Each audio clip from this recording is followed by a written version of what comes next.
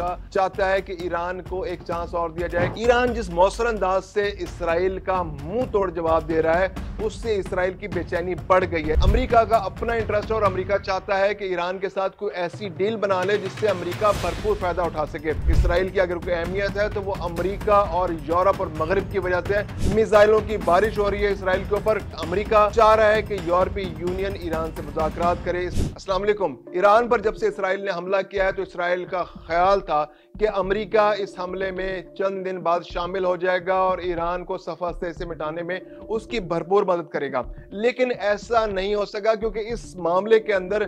امریکہ کا اپنا انٹرسٹ ہے اور امریکہ چاہتا ہے کہ ایران کے ساتھ کوئی ایسی ڈیل بنا لے جس سے امریکہ بھرپور فائدہ اٹھا سکے۔ دوسری جانب اسرائیلی حملے کے بعد ایران کا رد عمل بہت مؤثر اور شدید ہے، جس سے ہر روز بڑے پیمانے پر اسرائیل کو نقصان اٹھانا پڑ رہا ہے اور اسرائیل اب بے چینی کا شکار ہو چکا ہے۔ اسرائیل کی عسکری قیادت، اسرائیل کی سیاسی قیادت اب اس غیر یقینی صورتحال کا سامنا اس کو کرنا پڑ رہا ہے کہ اگر امریکہ کی مدد ان کو نہیں ملتی تو وہ بہت لمبے عرصے تک یہ جنگ جاری نہیں کر رکھ سکیں گے، کیونکہ اسرائیل بہرحال ایک چھوٹا ملک ہے۔ اسرائیل کی اگر کوئی اہمیت ہے تو وہ امریکہ اور یورپ اور مغرب کی وجہ سے ہے، کیونکہ اس کی تمام تر قوت اس کے پیچھے موجود ہوتی ہے، اس کی ایک سپلائی چین موجود ہوتی ہے جو اسرائیل کو اسلحہ فراہم کرتے ہیں اور اسرائیل ان کے ایما پر لڑتا ہے۔ اور اب ایران کے مقابلے میں جب آئے ہیں اسرائیل تو ایران کی جانب سے شدید ترین رد عمل سامنے آ رہا ہے۔ میزائلوں کی بارش ہو رہی ہے اسرائیل کے اوپر اور ہر روز زیادہ سے زیادہ نقصان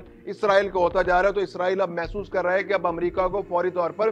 اس جنگ میں اس کی مدد کے لیے آ جانا چاہیے، جبکہ ایسا نہیں ہو رہا کیونکہ امریکہ چاہ رہا ہے کہ یورپی یونین ایران سے مذاکرات کرے۔ اس کے علاوہ کل سلامتی کونسل کا بھی بہت اہم اجلاس ہونے جا رہا ہے، اس میں ایران اور اسرائیل کی صورتحال پر بات ہوگی۔ میں خرم کلیم اور آپ دیکھ رہے ہیں 24 ڈیجیٹل۔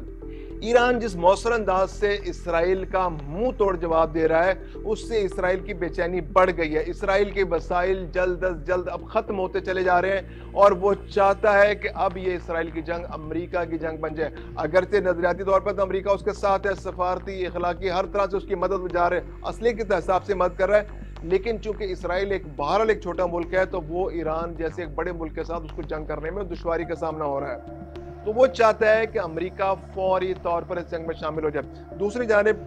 اسرائیلی مفادات کے تحفظ کے لیے امریکہ نے اپنی حکومت کے اہلکاروں کو بلا کر جنگ کی منظوری دے دی ہے، لیکن ساتھ ہی یہ بھی کہا ہے کہ وہ امریکہ چاہتا ہے کہ ایران کو ایک چانس اور دیا جائے کہ وہ اپنا ایٹمی پروگرام ترک کر دے۔ اگر وہ اپنا ایٹمی پروگرام ترک کر دیتا ہے تو امریکہ اس جنگ میں شامل نہیں ہوگا۔ یہ جاننے کے لیے کہ ایران کی کیا اسٹریٹجی ہے اور وہ کس طرح سے اپنا ایٹمی پروگرام رول بیک کرے گا، تو یورپی یونین کے ممالک کل جنیوا کے اندر ایرانی وزیر خارجہ سے ملاقات کریں گے، جس میں یونانی مفدودی کو روکنے کے حوالے سے ڈیٹیلز پر بات چیت ہوگی اور یہ دیکھا جائے گا کہ ایران کس حد تک تعاون کے لیے تیار ہے۔ دوسری جانب ایران نے بھی واضح کر دیا ہے کہ وہ اپنا ایٹمی پروگرام رول بیک نہیں کرے گا، کیونکہ یہ اس کا حق ہے اور وہ اپنے جو ملک کی بہتری کے لیے اس کو دفاع کی بجائے اپنی ترقی کے لیے استعمال کرے گا اور وہ اس سے وڈرا نہیں کرے گا۔ اس کے علاوہ پاکستان، روس اور بعض ممالک کی کوششوں سے سلامتی کونسل کا بھی اجلاس کل طلب کر لیا گیا ہے اور سلامتی کونسل کے اجلاس میں ایران اسرائیل جو کانفلکٹ ہے اور جو اسرائیلی جارحیت ہے اس پر تبادلہ خیال ہوگا، اس پر بات ہوگی اور کوشش کی جائے گی کہ کسی طرح اس جنگ کو فوری طور پر رکوایا جا سکے، کیونکہ اس جنگ نے خطے کو خطرے میں ڈال دیا ہے، خطے کے امن کو خطرے میں ڈال دیا ہے۔ اقوام متحدہ سے ویسے امید رکھنا کوئی زیادہ اتنا مفید نہیں ہے، کیونکہ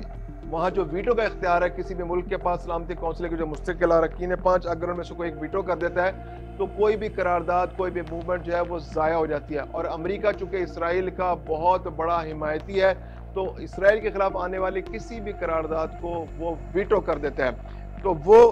امریکہ کی جانب سے سلامتی کونسل کے اجلاس کی جو ویٹو کرنے کی صورت میں کوئی حیثیت نہیں رہے گی۔ دوسری جانب اقوام متحدہ ایک ایسا ادارہ بن چکا ہے اب جو صرف کسی بھی سانے، کسی بھی جارحیت پر صرف تشویش کا اظہار کرتا ہے۔ سلامتی کونسل کے سیکرٹری جنرل انتونیو گیتروس نے بھی ایک دفعہ پھر اسرائیلی جارحیت پر افسوس کا اظہار کیا ہے، تشویش کا اظہار کیا ہے اور خواہش کا اظہار کیا ہے کہ اس خطے میں امن قائم کیا جائے، دونوں جارحیت روک دیں اور اسرائیل خاص طور پہ جارحیت روک دے اور کشیدگی کا خاتمہ کیا جائے تاکہ خطے میں امن بحال کیا جا سکے۔ میں ہوں خرم کلیم اور آپ دیکھ رہے ہیں 24 ڈیجیٹل۔